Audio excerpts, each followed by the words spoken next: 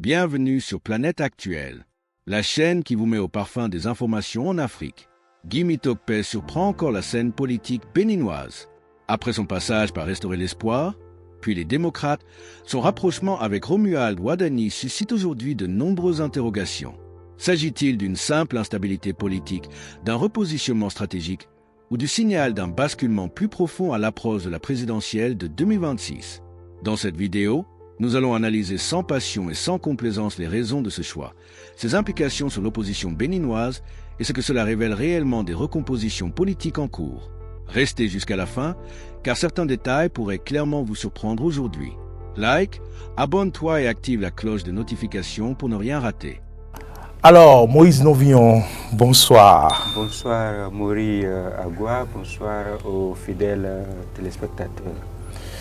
Bonsoir à vous, Stéphane Ahinrossou. Bonsoir Mori Agua, bonsoir Moïse Novillon, bonsoir aux téléspectateurs. Je suis encore revenu après une longue absence. Mes absences se font de plus en plus longues. Non, mais c'est des absences stratégiques. Ne vous en faites pas. Nous vous inviterons plus souvent. Oui, chaque analyste a donc ses spécificités, et donc nous savons sur certaines questions qui inviter, et c'est ça qui justifie d'ailleurs parfois votre absence. Vous êtes remplacé par d'autres sur ce plateau. Merci quand même pour votre disponibilité de tous les instants, Stéphane Ahinrossou. Après Restaurer l'Espoir et les démocrates, Guy Mitokpe soutient Wadani. Instabilité ou stratégie politique, Guy Mitokpe, oui, il a été député à l'Assemblée nationale sous la bannière du parti Restaurer l'Espoir. Il a été secrétaire général du parti Restaurer l'Espoir. Ensuite, il a démissionné du parti pour rejoindre les démocrates, pour occuper le poste de secrétaire à la communication du parti Les Démocrates et également porte-parole du dit parti. Aujourd'hui, il ne se sent plus bien, à l'aise dans ce parti-là, et il a encore démissionné pour donc clairement exprimer sa position à quelques jours du démarrage de la campagne électorale pour la présidentielle de 2026, la campagne d'ailleurs qui démarre ce 27 mars. Et donc aujourd'hui, c'est un soutien de Wadani. Voici ma première question. Elle va s'adresser à Moïse Novillon. Le docteur Guy Dossou Mitokpe a-t-il raison aujourd'hui d'adopter la posture que nous voyons aujourd'hui, si l'on sait toute la turbulence qu'on a connue au sein du parti Les Démocrates? Oui, et si vous me posez la question de cette façon, je vais répondre d'emblée oui, que Guy Dossou Mitokpe, et surtout Guy Dossou Mitokpe, lui personnellement et particulièrement, il a le droit d'avoir la posture qu'il a aujourd'hui, c'est-à-dire de démissionner de la formation politique et de rejoindre un autre camp. Je ne veux pas encore rentrer dans les considérations de où est-ce qu'il est allé, avec qui il est allé, mais il a raison de démissionner du parti Les Démocrates aujourd'hui, et il a raison d'opter pour un autre choix également. On va peut-être revenir en détail. Et pourquoi est-ce qu'il a raison, à mon avis? Il a rejoint le parti, ce n'est pas les précisions, mais je pense que c'est à la lisière de 2021 qu'il a rejoint le parti.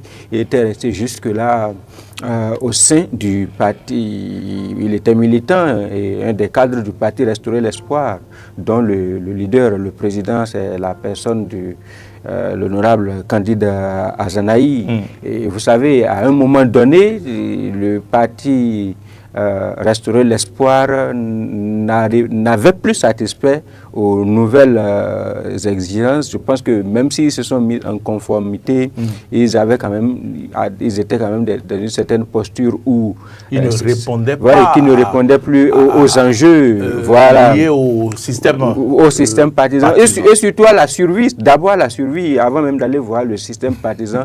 Parce que, vous voyez, c'est le parti qui est resté jusqu'à présent dans une certaine approche où ils disent qu'ils sont des résistants et non des opposants. On prenait la résistance. Voilà. Et donc, ils ont des raisons, bien sûr, d'avoir leur posture ou bien d'avoir leur position respective. Mais quand ils décident évidemment d'avoir cette posture-là, c'est que la réalité du terrain devrait également permettre à ce que les militants puissent savoir qu'ils ont la possibilité de s'épanouir dans une telle posture ou alors qu'ils ont la possibilité d'exister et de faire exister le parti politique. Je pense qu'à un moment donné, il faut réfléchir et opérer des choix. Guy Dossou Mutokwe, en son temps, a fait le choix de partir, de démissionner. Et il avait été dit, je me rappelle très bien, comme si c'était hier, il avait été supputé que oui, c'est pour rallier la mouvance, etc. Il a peut-être des intérêts à aller chercher de ce côté-là. Mais on a vu, il n'a pas rallié la mouvance, il a continué le combat. Et même le combat, il a continué le combat dans une opposition quelque peu radicale quand même. Et donc, même si ce n'était pas une résistance, est-ce qu'à l'époque, vous attendiez qu'il rallie la mouvance? Non, bon, avant qu'il ne passe du parti Restaurer l'Espoir au parti Les Démocrates. Oui, on ne pouvait pas, en dehors de sa personne, on ne pouvait pas se dire que, évidemment, voici son point de chute.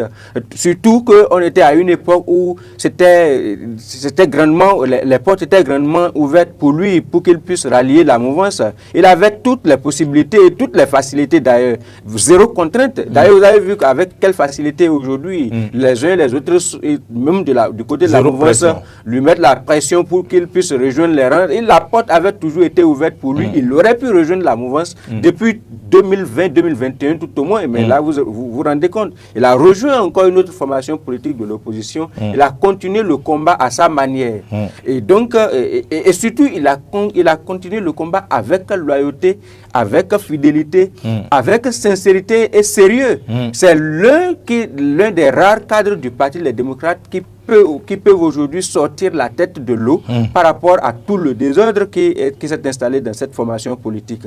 Il a tenu son statut, il a tenu son rang de porte-parole, de communicateur du début jusqu'à la fin.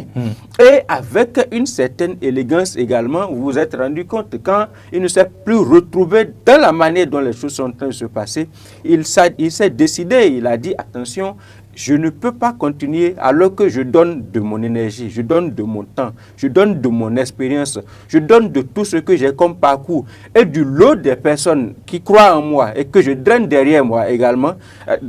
Je ne peux pas me permettre de rester dans la confusion qui est en train de s'installer dans cette formation politique où carrément le parti risque de disparaître de l'échiquier politique national. Et donc il a pris en toute responsabilité et en toute conscience. Ça c'est élégant, ça c'est correct.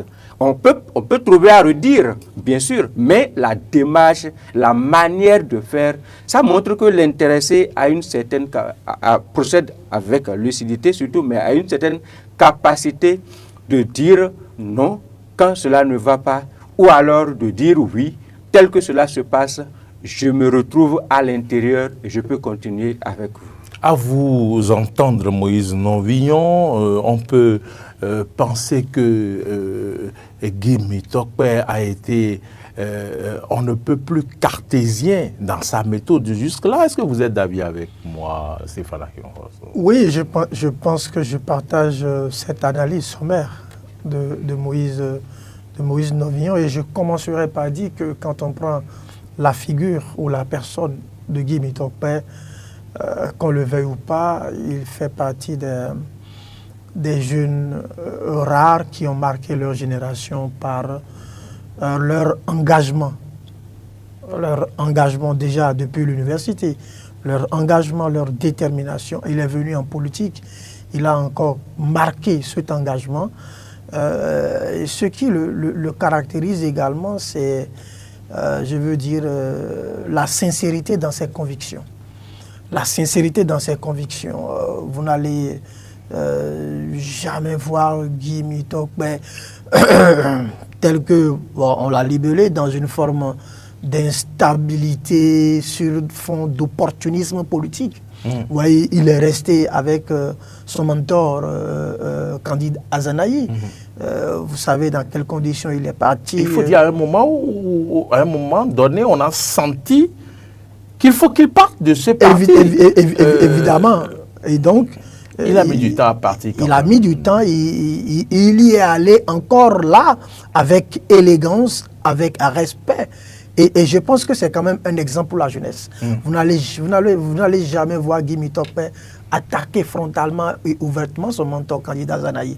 Bien que ce dernier ait eu des griefs contre lui publiquement. Et qu'il l'a attaqué. Et qu'il l'a attaqué publiquement. Il pouvait trouver des prétextes pour venir faire le politicien et répondre à son mentor. Mais surtout qu'il a du répondant. Et surtout voilà.